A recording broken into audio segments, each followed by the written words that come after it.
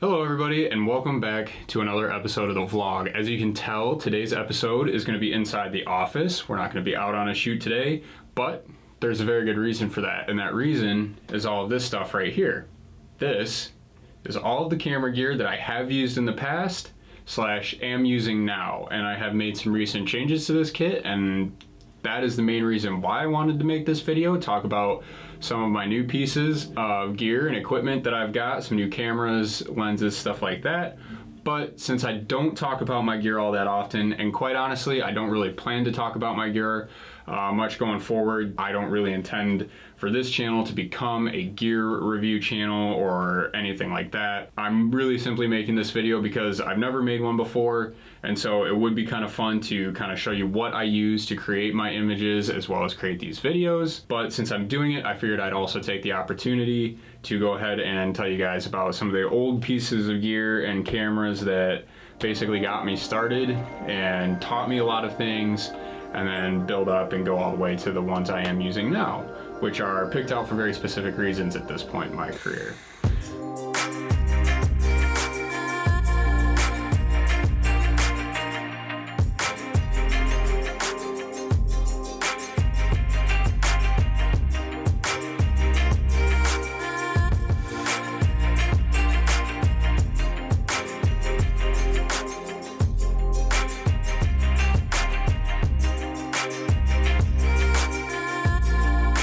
So let's get started. We will start right at the very beginning, and that is with this camera right here, the Canon T3i, the Rebel T3i. I think this was new back in 2011 is when it was new. I got it the summer of 2012. My first year in college was 2011 to 2012, and the summer after 2012, the summer of 2012, I basically saved up all of my money from work that summer, and I went and I bought myself this camera body. It is, at the time, it was a very good, but intro level, beginner DSLR camera. The battery grip did not come with it. I did buy that pretty quickly myself because I started doing a lot of long shoots that, especially on the batteries at the time, would very quickly wear down my batteries. So I pretty quickly figured out that bigger battery was going to be something that would be ideal for me, especially with some of the overnight shoots I started doing. I'm getting ahead of myself though. Yeah, it was a good introductory camera, and I learned all of the basics on this. I learned composition, I learned settings. It was the first camera I ever used that I was pretty much consistently shooting in full manual mode, as well as experimenting with some of the other modes. At the time, it did have decent video, and I certainly was making use of that, mostly because I was using this pretty much throughout college, and so this was all of my college projects pretty much from freshman year, well, I guess sophomore, would have been sophomore and junior year, I guess, photo and video. Pretty much everything was shot on this camera, and a lot of them were pretty bad, as you can imagine, but yeah, this trusty little guy right here really, really taught me the basics, and man, did I put it through the ringer. I'm missing the over the eye bit here. It's got all sorts of scuffs on it. It actually worked pretty reliably up until relatively recently. One idea I have had with this is to get it converted into basically an Astro modified camera. And basically what you have to do to that is you go inside here, you work very carefully, actually go in from the back, I believe, and you work very carefully off the back of the sensor to remove a filter. And it's a filter that, when removed, allows for more very low wavelength red light transmission, which is very good for astrophotography. I'm not really going to go into that very much now, but I have thought about using this camera since it is old and I don't really use it anymore. I wouldn't be a loss if something went wrong and I just broke something and made it useless, because I really don't use it much anyway now. But it would be cool to get this out again and used at least as an astro camera, at least to start figuring out astrophotography. So yeah, this was pretty much my go-to workhorse camera, photo and video, pretty much all through college, from the summer of 2012 right through to the summer of 2015. But that changed when I got this guy right here, and this is the Canon 6D.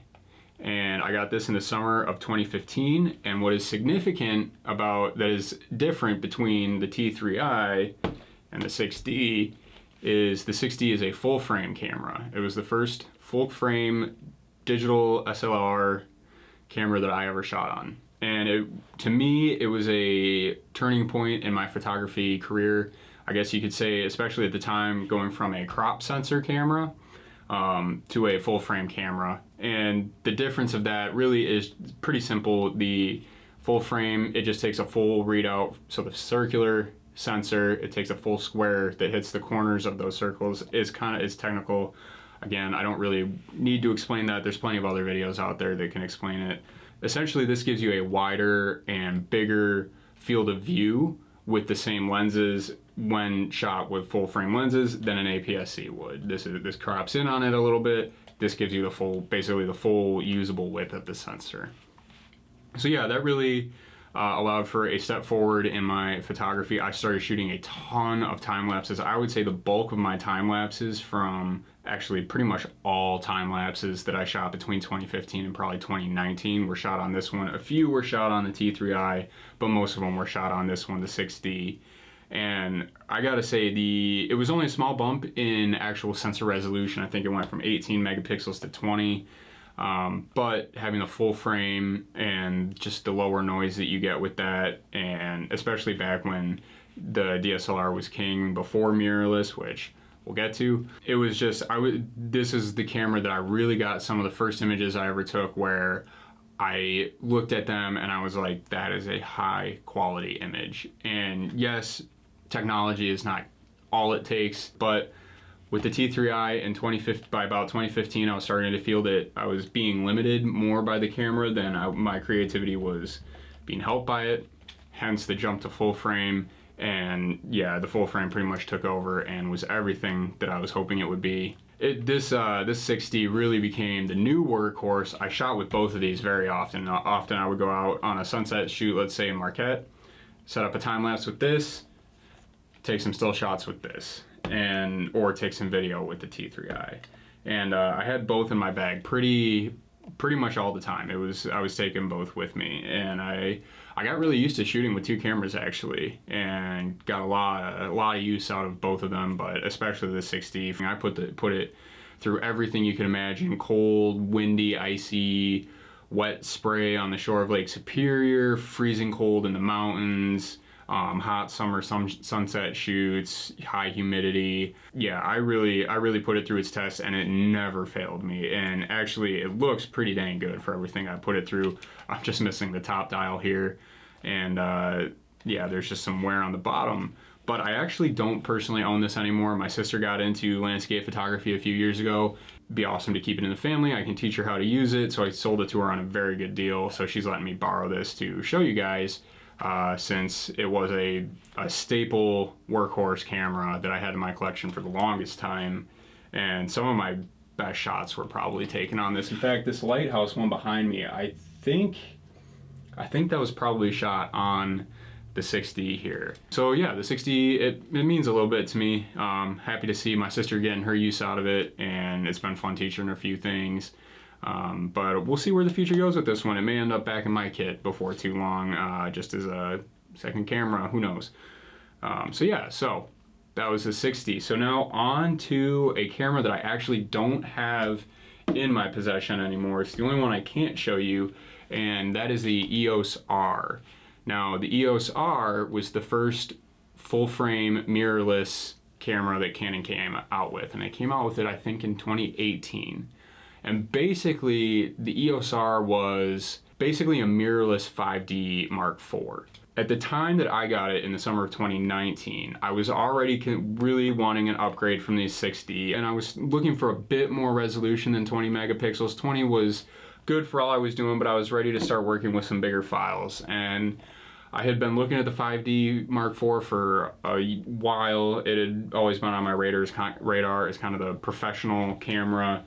And so when the mirrorless came out, it was kind of obvious, and I could kind of see that was where the industry was going to go. The days of bigger, bulkier DSLR bodies with a mechanical mirror actually inside of them that flips up But I could, with the introduction of the EOS R and the Canon mirrorless system, it was pretty obvious to me that that was where Canon was going with their products, and it might as well be time for me to jump on board. Yeah, so in late summer of 2019, I got the EOS R, and basically that became my workhorse camera for the next, well, it's 2023 now, and I got rid of that last fall. I sold it fall of 2022, so that's about 3 years, and I got 3 good years of use out of that. And the only reason I sold it is because at the time it wasn't the best for video, and I was looking to do more of this, more with my vlog, start shooting some more video. Honestly, to me at the time, I was feeling like some of the video limitations with it were gonna hold me back a little bit in my creativity, and I'll explain a little bit more on that in just a second. But the photos that I was getting off it were superb. It is a fantastic photo camera. It's an identical sensor to the 5D Mark IV, and if you're in the camera world at all, then you know the 5D Mark IV was kind of like a staple of professional cameras. And so for the EOS R to basically be a clone of the 5D Mark IV, just mirrorless, yeah, the images I was getting off it were superb. And I think my Milky Way shot right here behind me, if you can see it, I did shoot that with the EOS R. Yeah, I got some really good shots with that, and the video was good. It was I definitely used some of the video in some of the older vlog episodes that if you want, you can go back and check out. After 3 years of use, it really seemed like it was more of a jack of all trades, specialist of none, and I was kind of feeling like I wanted to go back to more of a 2-camera system, have one more specifically for photo, have one more specifically for video, kind of like I did with the T3i and the 6D. And so I was looking around, and by last summer in 2022, Canon had really filled out their mirrorless lineup. It wasn't just the EOS R anymore. They had come out with the R5, the R3, the R6, maybe even the R7 and the R10 by then, but those were kind of off my radar. As APS-C, I'm a full frame enthusiast now. I can't really go back to crop sensor unless it's for a very specific reason. I just love the look of full frame personally. Yeah, it was last summer. I still had the EOS R, and I was just like, what should I be doing? Should I be getting an R6 for video, which I have shot some on the R6. My short film Soulfire that I came out with back in 2021, I shot that all on the R6. I used a couple of really nice RF lenses on it, and it looked beautiful. The video off it looked beautiful. I was totally set on getting an R6 for video, and then still figuring out what I wanted to do for my photo specific camera. And then Canon surprised me, and it surprised a lot of people actually. I think last October they announced it. With shipping in December, they announced the R6 Mark II, which is what I'm filming on right now. So when they announced that and I was ready to buy the R6, well, with the R6 Mark II coming out brand new, I might as well just get that. And basically everything they changed in the Mark II, they fixed all the problems I had with the first original R6. They've done away with the crop factor, they've done away with record limit. This can do 4K 60 with C-Log 3. Every video that you're gonna see going forward on this channel is primarily going to be shot with the R6 Mark II. And that will have started with probably 2 or 3 episodes ago. I think maybe the Grand Ravine shoot, testing out new gear, is the one I labeled. I'll link it up right up here so you can see it. But that'll be the first one that was really fully shot with my new R6 Mark II. And then every episode going forward will primarily be shot with the R6 Mark II. If it's an adventure or something like that, there will be GoPro mixed in. But the nice thing about the R6 Mark II is it is very good at stills, and it's very good at video. So if I have to, and there's a longer trip that I'm doing where I'm worried about weight and I don't want to carry a bunch of extra gear, it can be a 1-camera system that'll give me good photo and good video. But I did primarily get it for its video and for use on this vlog and any personal video projects, short films, commercial, whatever, that I end up working on in the near future. So onto the camera that I settled on for my photography needs, because I mentioned that I wanted to shift away from something like the EOS R and just having one camera that did it all. What I decided to do was pick up this camera right here. And this is taking technically a step back in technology. I'm going back to DSLR, And last fall I bought the EOS 5D SR. This is another full frame DSLR from Canon. I have an L mount on it so that I can mount it on my tripod like this or vertically like this. And basically my reasoning behind buying this guy and taking the step back in technology, one is the price point. I don't have the biggest budget for cameras, period. And with buying the R6 Mark II, that pretty much soaked up my entire budget. So I had to sell the EOS R in order to get this one, and I actually did it on a trade with an online company, and they gave me a really good deal on my R and gave me that credit off of buying this one. So I had pretty much all mirrorless equivalents that would be close to this are north of $3,000. That's pretty much out of my price range. Now, what is it about this camera that is specific and why I picked it out for what it is? It's the resolution largely. The 5DSR here is a 50 megapixel full frame camera. And in addition to that, the R denotes that it has had I believe the low pass filter removed off the sensor. When you're shooting 50 megapixels, say you're shooting a landscape and you want to print that wall sized, you could start to notice it. And what the removal of that filter will do is it'll give you slightly sharper images. The edges will be going to be a little crisper and more defined. A drawback of it would be if I'm shooting something like fashion and there's repeating patterns, you can get some moire and things like that, but I don't really shoot that much with it, and especially with this camera, I don't think I would use this camera to shoot that now. I would probably use my R6 Mark II or just rent a camera for a shoot like that. So really I wasn't too worried about that, and considering it would give me extra sharpness for landscape photography, that's always a bonus. Now, why do I care so much about 50 megapixels? There are not many DSLRs especially that are higher than that, and so the reason I wanted to shoot with 50 megapixels, give shooting with that kind of resolution a try, is because at some point down the road, years from now in my photography career, definitely not anytime soon, I would absolutely love to get into medium format landscape photography. Basically, the medium format sensors are kind of the next step up from full frame, in a similar way that a full frame sensor is a step up from a crop sensor, an APS-C sensor. And what the medium format does is, one, they're all generally very high megapixels, so anywhere from 50 to 100 megapixels.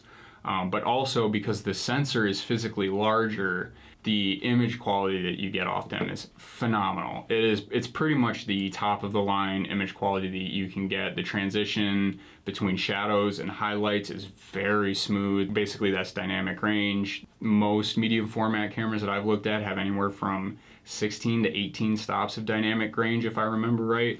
Whereas something like this, the 5DSR, may only have 11 or so stops of dynamic range, which is decent, especially for when it came out back in 2015. If I want to be shooting someday on a 50 megapixel sensor, I kind of figured, well, I should get something with 50 megapixels in it and start learning some of the tricks of shooting something that large if I'm ever going to make the jump to medium format. Again, I don't know when I'm going to do that. I would love to, but I figured this would be a good kind of practice camera to start getting used to some of the practices that might go along with higher resolution shooting and that sort of thing. Now, I do have some thoughts. I have shot with this camera now for over 7 months, and I've taken it on a big trip now. It's come with me out to Washington State. I shot 3.5 days of landscapes in the mountains with it. The conditions were a little tough. It was pretty much bluebird sky the whole time, which is great for what we were doing with our camping and our backpacking. Not so great for photography. You'll see all of this on a handful of upcoming episodes that are coming very soon, but I wanted to get this episode out to talk about the gear that I took on that trip, specifically this camera here. I was very excited to take this camera on that trip, but after getting back and looking at some of the images, especially considering the conditions we were in, say at sunrise, the soft pink light starts to work down the mountain. It's not too long before the sun breaks the horizon and starts getting up in the sky before that light transitions from soft, beautiful sunrise light to kind of just harsh midday, straight on bright white light. I got some amazing images. Don't get me wrong. I got some images that I've been looking at and I'm very happy with, and especially with the color reproduction. But what I'm taking away from this trip is kind of something that I read in reviews and comments of this camera, and that is that this camera excels when the lighting is good. If the lighting is not that good, it just produces decent images that happen to be 50 megapixels. I think for now, for where we are in 2023, especially after this trip to Washington, I'm starting to wonder if I can justify continuing to use this camera given some of the drawbacks with its dynamic range limitations and ability to perform when the lighting isn't necessarily pristine. I feel like there are options for me out there that will better fit my photography needs and give me the images that I'm looking for and that are the quality that I'm looking for without the weight, one, of this camera. It's very big and very heavy for what it is, as well as simply the technology's old now. It's a DSLR, it's 2015, so that's 8 years old now. Processors, sensors, everything has just gotten significantly better in the last 5 years alone, let alone 8 years. I was very optimistic when I was researching this camera, and especially when I first bought it and I was getting some of my first shots with it, because I have taken very good shots with it. Yeah, I'm starting to come to the conclusion that there's other cameras out there that I can be using right now. Forgetting the medium format hopes in the future, there's other cameras I can be using right now that will give me images that are very close to the resolution of this, but have much nicer fall off from shadows to highlights. So yeah, I will continue to shoot with this. I'm not getting rid of it just yet. I will continue to shoot with it at least for a couple of months and just see if I can't make some more with it and start to figure something out. But don't be surprised if in the relatively near future of this channel, you see that I have gotten rid of this camera and have replaced it with something else. I don't know what that will be yet, and maybe I will hold on to this. I don't know. At this point, I kind of thought that maybe I would notice more out of the 50 megapixel resolution, or it would teach me more about medium format than it has, but maybe those are just kind of my preconceived ideas of what this camera would be instead of just accepting it for what it is. All right, that is all the camera bodies that I've shot with so far: the T3i, the 6D, the EOS R, the R6 Mark II, and the 5D SR. So briefly, I'll just really briefly talk about lenses. The first couple that I actually learned to shoot on are sitting over there, but they're just the basic stock lenses that came with my T3i. I think it was like an 18-55. That I used that for years. That's what I was shooting on. And then I think a nifty 50, which I still have over there. Good lens. I just don't use it super often anymore. When I got the 60, that was when I kind of made my first branch out into other higher quality glass, and I did that with this one right here. This is the trusty old workhorse of a lens, the 24-105 f4, and yeah, I shot with this paired with my 6D almost exclusively for the 3 years. It also, pretty much everything that this camera went through as far as the weather beating, this lens also took. And it shows it now. It still produces really good images, but there's some cracks on the ring, and it has gotten its use. And this 24-105, I had it paired with a Tokina 11-16, and this was the first like truly wide angle lens that I ever used. However, at the time I made the mistake and didn't realize there was a difference between full frame lenses and APS-C lenses. This is a lens that is specifically designed for APS-C cameras, and I used it almost exclusively on my full frame 60. So that meant that I really only had about the 14 to 16 millimeter range being usable on full frame. I didn't really care. It was wider than 24, so it gave me good, wide, expansive views, especially when paired with the full frame.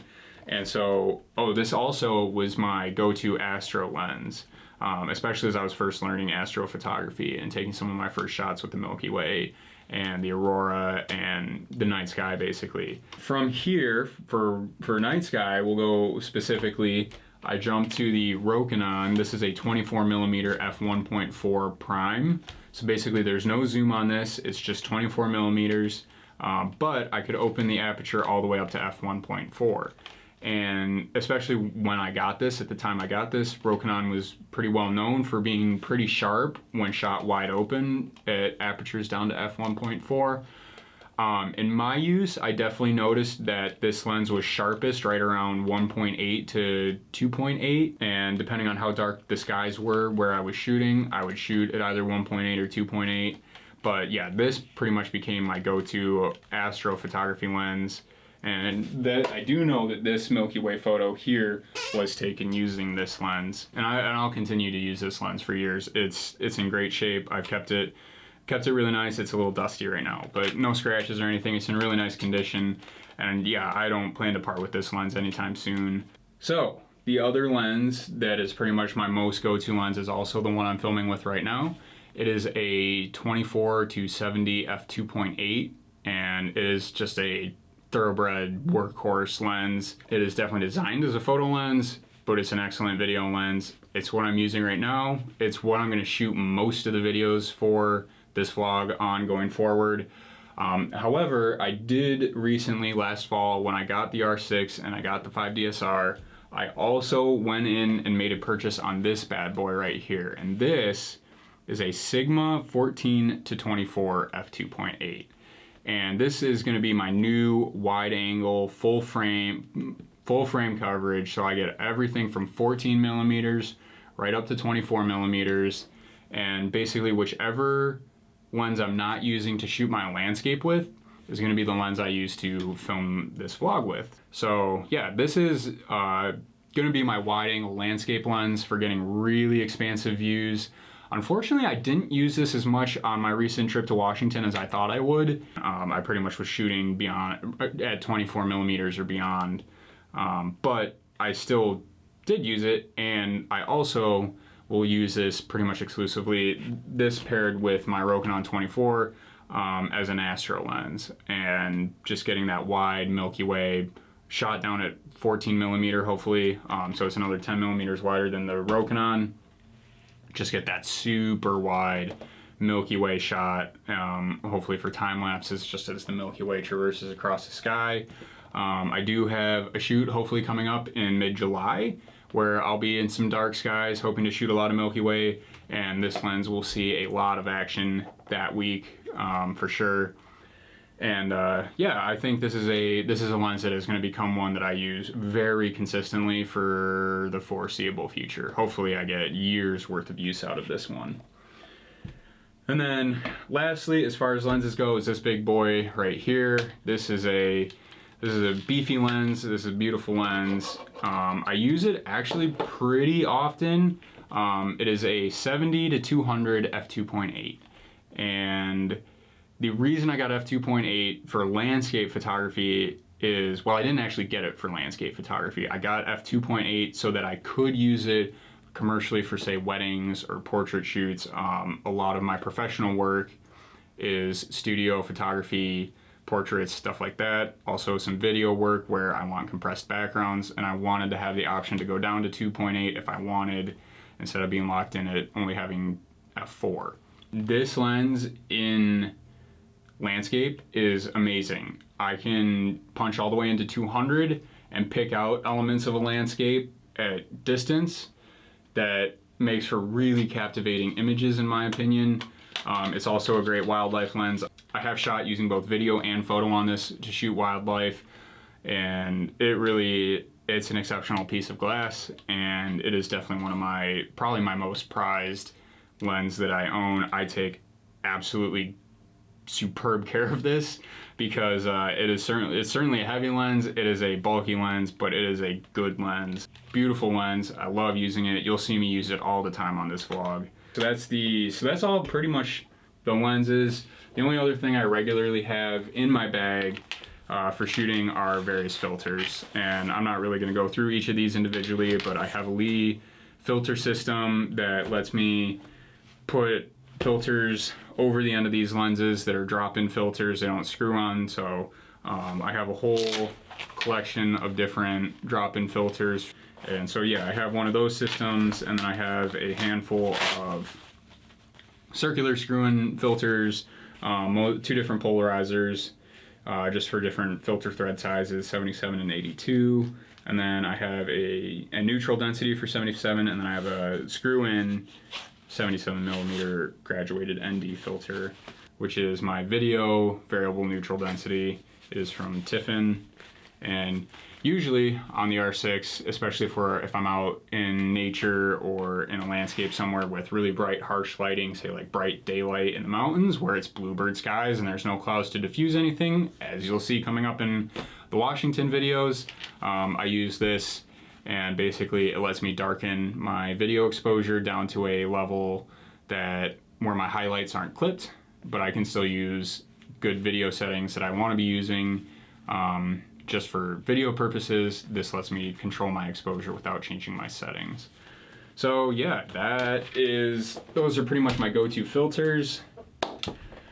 And with that, okay, so this is, here, we'll make some room real quick, because if I'm gonna show you what's in my bag, I might as well show you my bag, right? This is my bag. It is oh boy, I've had it for forever. It's in case the name is falling off. I love it. I have a clip here that lets me clip my camera right onto the shoulder strap of my bag, so I can basically walk around with my camera out ready to go with the lens on it. So far, haven't had any problem with worrying about whether it was gonna break off or not. This is really solid.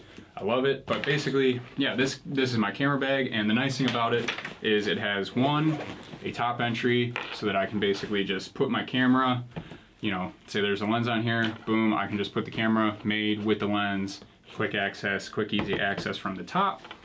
But then if I want to, I can unzip all the way around the back, and the entire back opens up with different compartments for various filters, lenses, camera. My filters also live in these various pockets. And yeah, so this has been my what's in my bag / gear video. You know, I hope it explains why in some of the recent episodes I've been talking about my new gear, but then not really explaining what any of that gear is. I hope this sheds some light on it and why I bought all this new gear.